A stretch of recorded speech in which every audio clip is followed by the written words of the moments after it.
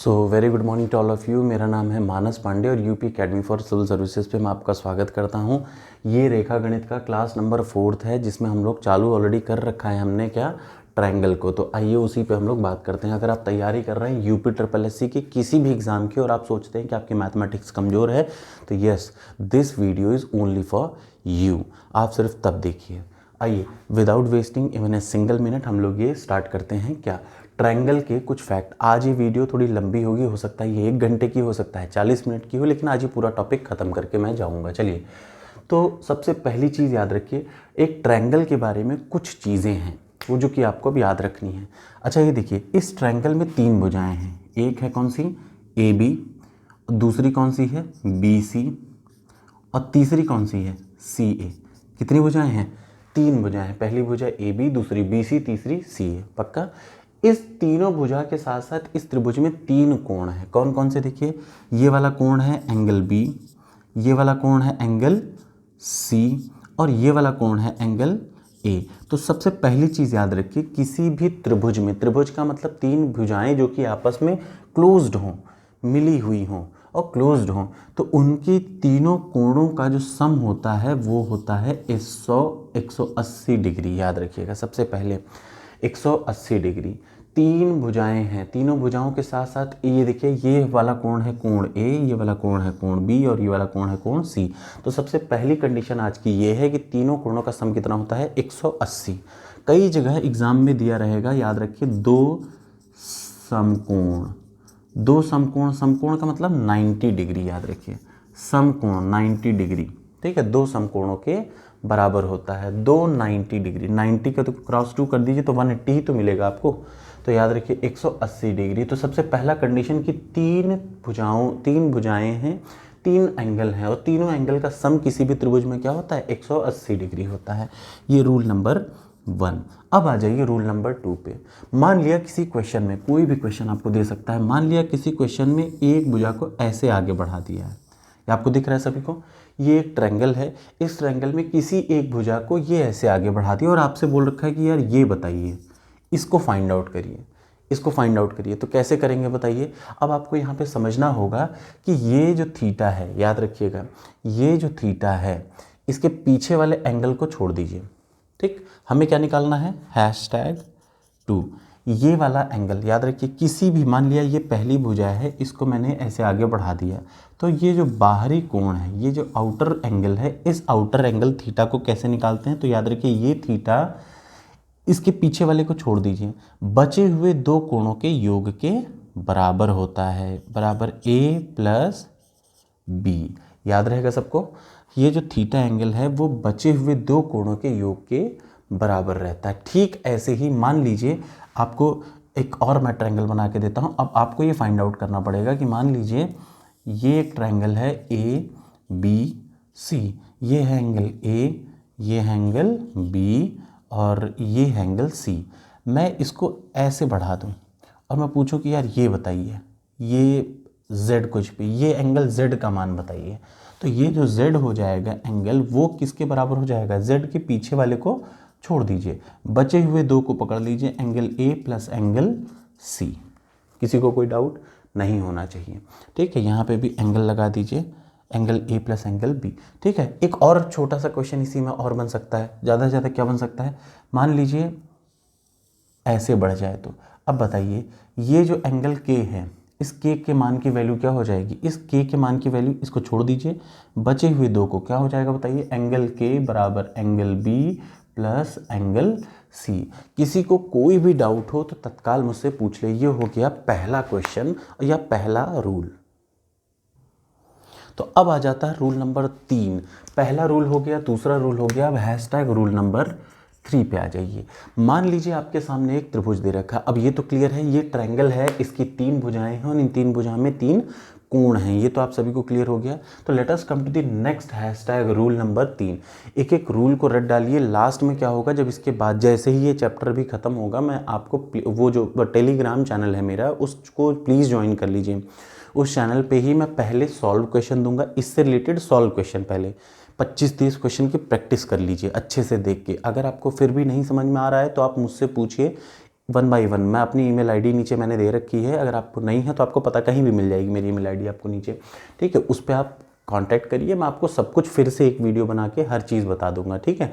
और याद रखिए जब वो सॉल्व कर लेंगे तो लास्ट में अनसॉल्व के कम से कम 50 क्वेश्चन है, बस आप उसको सॉल्व कर लीजिए। इससे बाहर रेखागणित में एक क्वेश्चन नहीं आएगा त्रिभुज से, याद रखिएगा।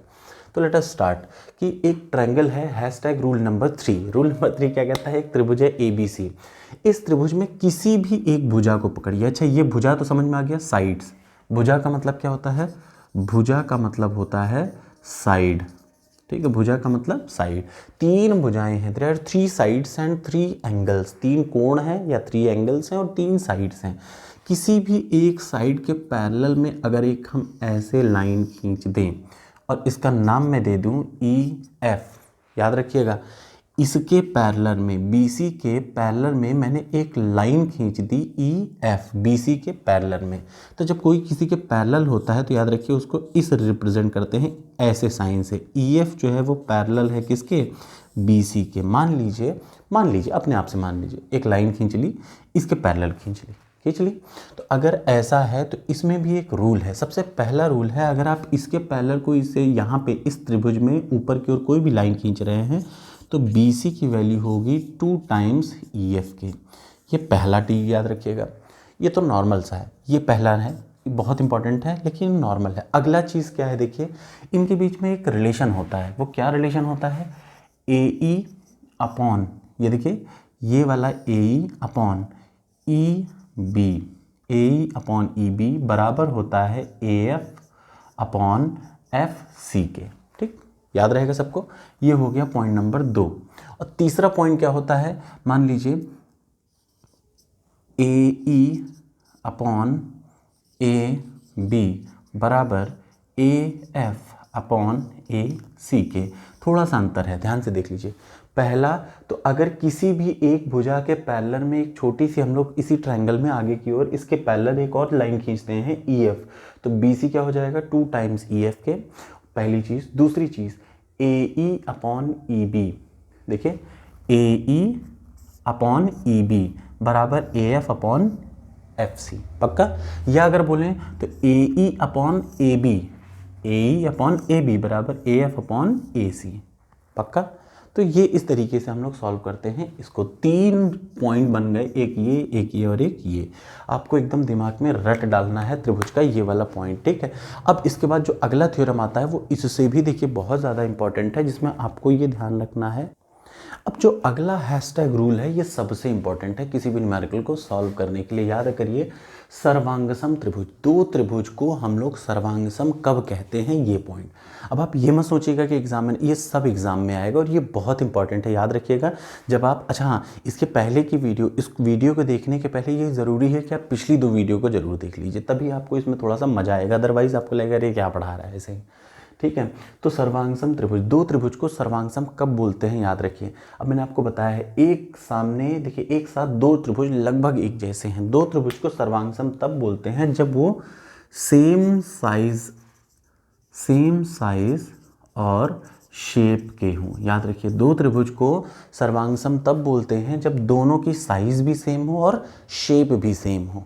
इन दैट कंडीशन, मतलब 2 triangles are known as congruent triangle if they both are having same size and shape। Hindi में बात करें, जब 2 त्रिभुज एक दूसरे के एकदम समान हो, एक दूसरे के समान, मतलब उनकी जो सब कुछ बराबर हो, समान आकार के हों, समान तरीके के, समान आकार के खास तौर से हो, तो उसको बोलते हैं सर्वांगसम त्रिभुज। और कैसे होता है सर्वांगसम, कब होगा?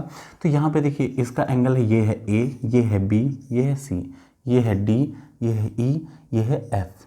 तो ये देखिए इसको सर्वांगसम कब कहेंगे, तो याद रखिए अगर एंगल A एंगल D के बराबर हो, ये इसके बराबर हो, एंगल B किसके बराबर हो, देखिए इसके करस्पॉन्डिंग एंगल क्या है, एंगल E, और इस एंगल के करस्पॉन्डिंग का मतलब संगत, मैंने पिछली वीडियो में बताया था, याद रखिए। C किसके बराबर हो, एंगल F के बराबर हो। अगर ऐसा हो प्लस AB DE के बराबर हो, BC EF के बराबर हो और DE AC के बराबर हो। तो ऐसे त्रिभुज को, ऐसे दोनों त्रिभुज को क्या बोलते हैं? सर्वांगसम या कॉन्ग्रुएंट, कॉन्ग्रुएंट ट्राइंगल, TRIANGLE, या सर्वांगसम त्रिभुज कहते हैं। और जब दो त्रिभुज सर्वांगसम होते हैं तो उनको कैसे रिप्रेजेंट करते हैं? देखिए सर्वांगसम का साइन ABC, ये क्या है? त्रिभुज ABC का साइन, त्रिभुज DEF इसका साइन हो गया। तब सर्वांगसम का साइन ऐसे, और ये सर्वांगसम का साइन होता है। सर्वांगसम का मतलब कॉन्ग्रुएंट ट्रायंगल। दो ट्रायंगल कॉन्ग्रुएंट कब होंगे? जब दोनों समान साइज एंड शेप के होंगे तो, या दोनों समान आकार के होंगे और उनमें संगत, ये देखिए AD के बराबर B, E के बराबर C, F के बराबर ऐसा हो, AB D के बराबर, AC DF के बराबर, BC EF के बराबर, तो ऐसे त्रिभुज को बोलते हैं क्या? सर्वांगसम। अब अगली चीज़ जो हम लोग सबसे इंपॉर्टेंट पढ़ेंगे वो पढ़ेंगे कंडीशन फॉर कॉन्ग्रुएंट। देयर कई सारी कंडीशन है तो उन्हीं को हम लोग अब पढ़ेंगे। आइए चलिए, तो अब देखिए सर्वांगसम या फिर कॉन्ग्रुएंट, कोई भी ट्रायंगल को कॉन्ग्रुएंट अगर कहा जाए, दो त्रिभुज को सर्वांगसम कब कहेंगे? जब उसकी कुछ कंडीशन फॉलो होंगी। एक तो मैंने डेफिनेशन बता दी कि उसके समान साइज एंड शेप हों, लेकिन अब उसकी कुछ कंडीशन है। मान लिया कुछ कंडीशन दे रखी है और एग्जाम में पूछ रखा है कि क्या ये त्रिभुज सर्वांगसम है, तब आपको ये कंडीशन में से एक चेक करनी होगी कि हाँ कि ना। सबसे पहले SAS, याद रखिए कोई भी त्रिभुज, कोई भी दो त्रिभुज को सर्वांगसम कब बोलेंगे? जब वो दोनों, पहले रूल SAS, सबसे पहला, ये पहला रूल है, इसको फॉलो करते हैं। जहां S क्या है? साइड, A क्या है? एंगल, और S क्या है? साइड। याद रखिएगा अगर दो त्रिभुजों की, मान लीजिए एक त्रिभुज ये है, ठीक, और एक त्रिभुज ये है, ABCDE और F, दो त्रिभुज आपके सामने दे रखे हैं। दोनों त्रिभुज में याद रखिएगा SAS का मतलब दो भुजाएं, ये देखिए दो भुजाएं और उनके बीच का कोण। याद रखिएगा दो भुजाएं, मान लीजिए एक भुजा ये है, एक भुजा ये है, ठीक, दो भुजाएं, दोनों भुजाएं मतलब दोनों त्रिभुज की दो भुजाएं और उनके बीच का कोण, ठीक है। याद रखिएगा दो भुजाएं, मान लीजिए AB AC, तो AB किसके बराबर होना चाहिए? DE के, और AC किसके बराबर होना चाहिए? DF के।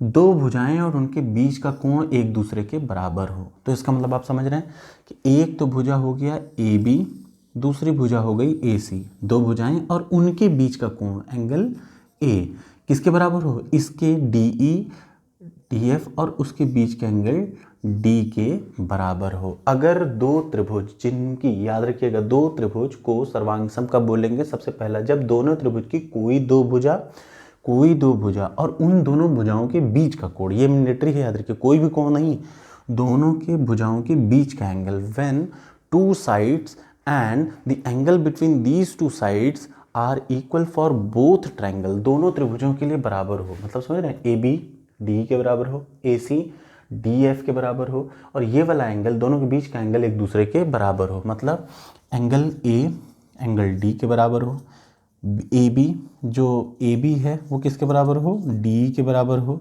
और AC किसके बराबर हो? DF के बराबर हो।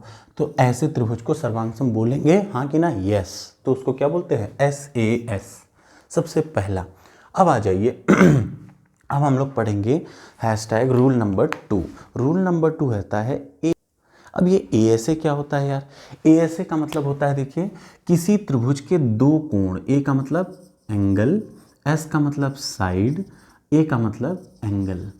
साइड का मतलब होता है भुजा, एंगल का मतलब होता है कोण, ठीक है। तो अब देखिए अगर दो त्रिभुज में, दोनों त्रिभुजों की बात कर रहे हैं, आपके सामने दो त्रिभुज रखे हों, तो क्या ये सर्वांगसम है? कब होगी?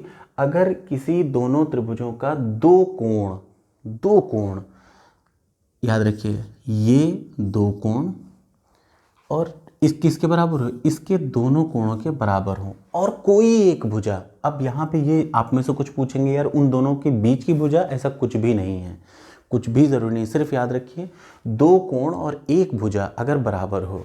मान लीजिए AB एक भुजा D के बराबर है, कोण B बराबर कोण E है, और कोण C बराबर कोण F है, बस इतना ही कंडीशन।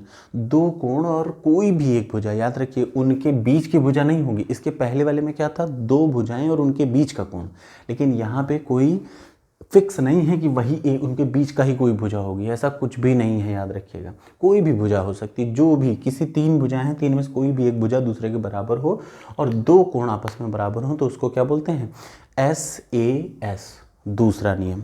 अब जल्दी से हम लोग तीसरा नियम पढ़ लेते हैं और इसको ख़त्म कर लेते हैं। तीसरा नियम होता है SSS।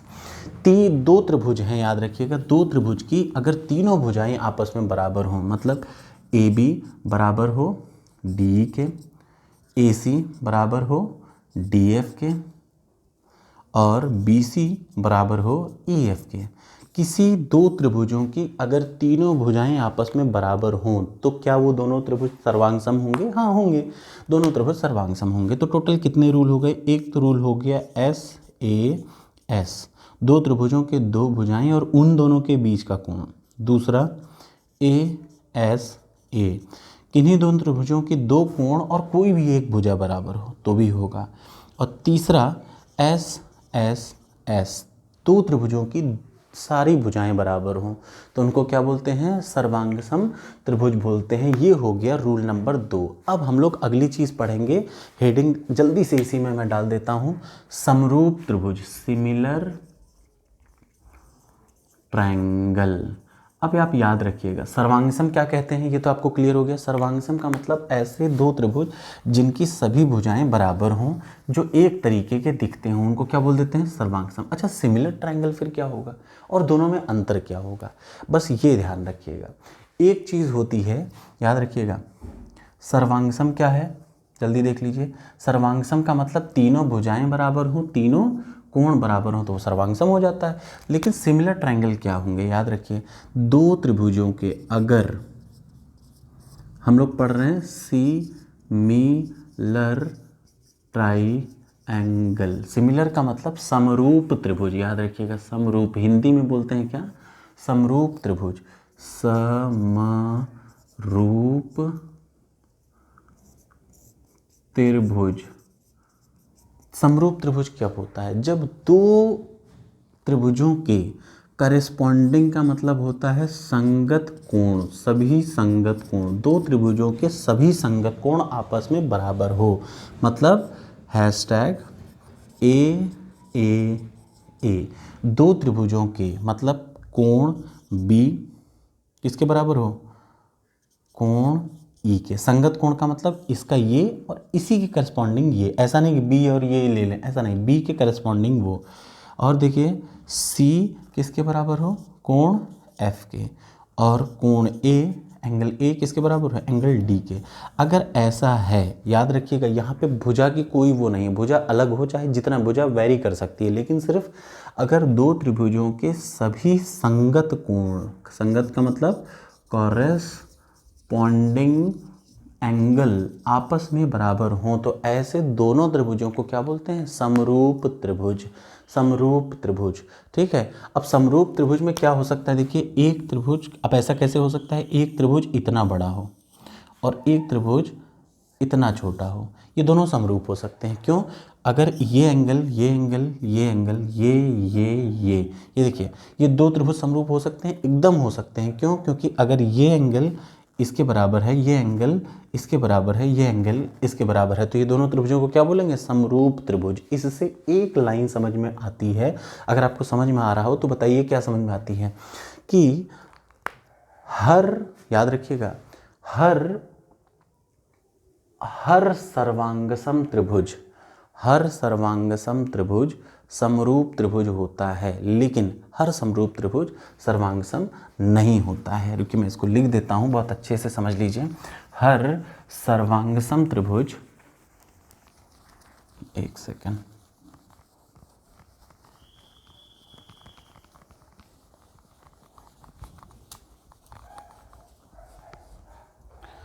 अब यहाँ पे आपको, तो ये फाइनल हैशटैग बन जाता है कि सभी सर्वांगसम त्रिभुज समरूप होते हैं, लेकिन ये ज़रूरी नहीं कि सभी समरूप सर्वांगसम हो जाएं। याद रखिएगा, ये सबसे इंपॉर्टेंट लाइन है। उन सब का सार ये है कि जितने भी सर्वांगसम हैं, भाई सर्वांगसम कम होंगे जिनके एंगल बराबर हों, जिनके करस्पॉन्डिंग एंगल बराबर हों और जिनकी साइज शेप सेम हो। तो भैया सभी सर्वांगसम समरूप हो सकते हैं, लेकिन सभी समरूप सर्वांगसम नहीं हो सकते। ये सबसे मेन लाइन है। समरूप कौन है? जिनके तीनों एंगल, करस्पॉन्डिंग एंगल आपस में, दो त्रिभुजों की करस्पॉन्डिंग का मतलब संगत कोण आपस में बराबर हो, उनको क्या बोलते हैं? समरूप। तो याद तो अब सभी रहेगा, सभी सर्वांगसम समरूप होते हैं। इसको एकदम दिमाग में बिठा लीजिए, हर सर्वांगसम समरूप होगा, क्योंकि सर्वांगसम होने का क्राइटेरिया यही है। लेकिन हर समरूप सर्वांगसम हो ऐसा पॉसिबल नहीं है। ऐसा क्यों? ऐसा इसलिए क्योंकि भैया समरूप का मतलब भुजा छोटी भी तो हो सकती है। तीनों की भुजा छोटी हो जाए, एंगल सेम रहे, तो भैया वो सर्वांगसम तो हो नहीं सकता। तो ये हो गया क्राइटेरिया। इस लाइन को आप ज़रूर याद रखिएगा। अब इसके बाद हम लोग पढ़ने जाते हैं कि टाइप्स ऑफ ट्रायंगल, 3 टाइप के ट्रायंगल। तो अब आ जाता है सबसे ज़रूरी पार्ट। अब यहाँ से हम लोग का देखिए क्वेश्चन अब शुरू हो जाएगा। सबसे पहला, 3 प्रकार के त्रिभुज होते हैं। त्रिभुज का मतलब होता है ट्रायंगल। ट्रायंगल का मतलब ऐसा बहुभुज जिसमें 3 भुजाएं हों और पहली भुजा आखिरी भुजा से कांटेक्ट में हो। 3 टाइप के त्रिभुज होते हैं, याद रखिए। सबसे पहला समबाहु त्रिभुज। त्रिभुज का मतलब 3 भुजाएं। ऐसा त्रिभुज जिसकी समबाहु, सभी बाहु, बाहु का मतलब भुजाएं, ऐसा त्रिभुज जिसकी सभी भुजाएं एक दूसरे के क्या हों? बराबर हों। For example A B C. इसमें क्या हो?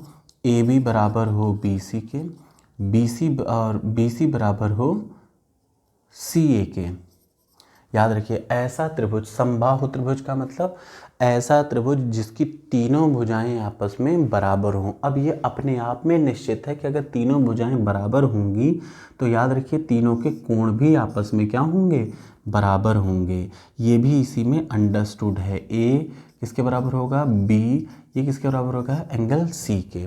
ठीक है, याद रखिए समबाहु त्रिभुज क्या होता है? इक्विलैटरल ट्रायंगल क्या होते हैं? ऐसा त्रिभुज जिसकी तीनों भुजाएं आपस में एक दूसरे के क्या हों?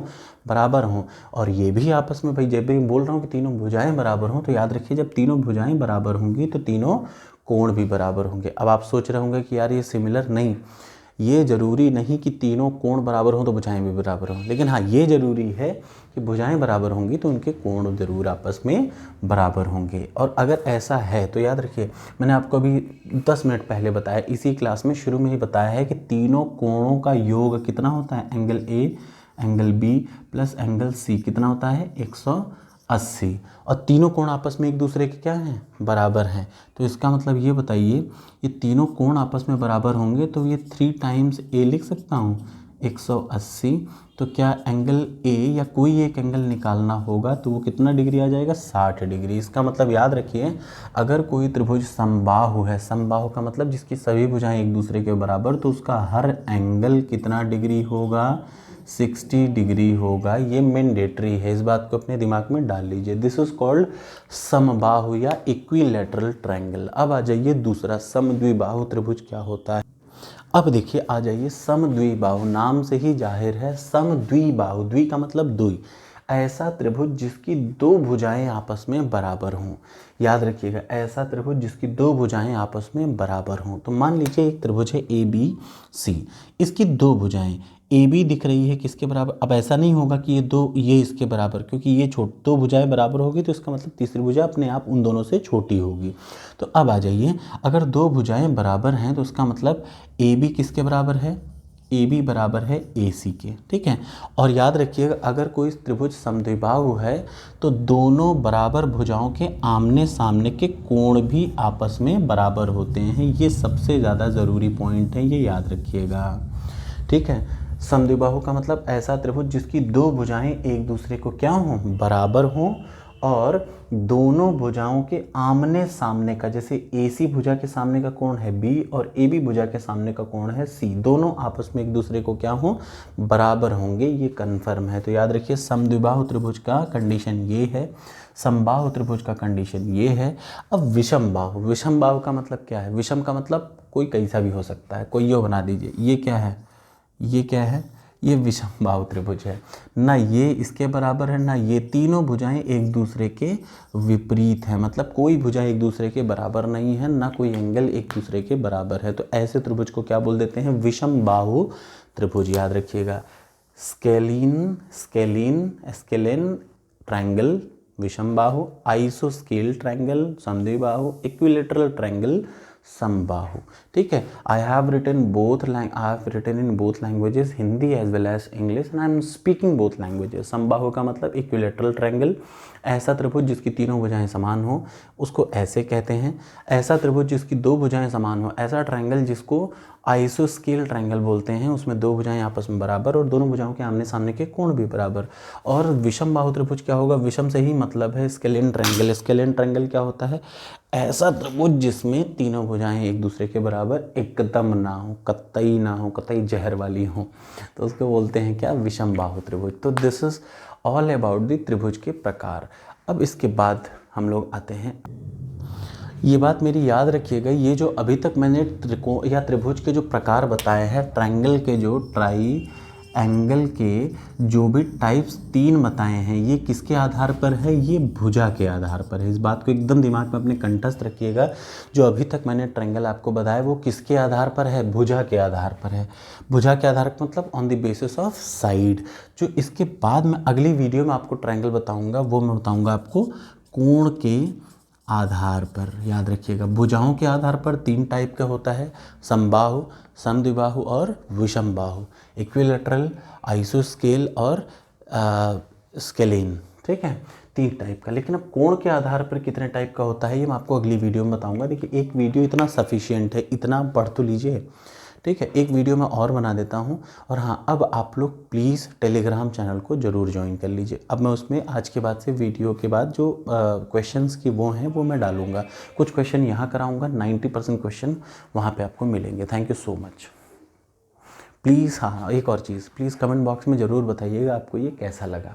लाइक मत करिए, कमेंट बॉक्स में बता दीजिएगा। Thank you so much.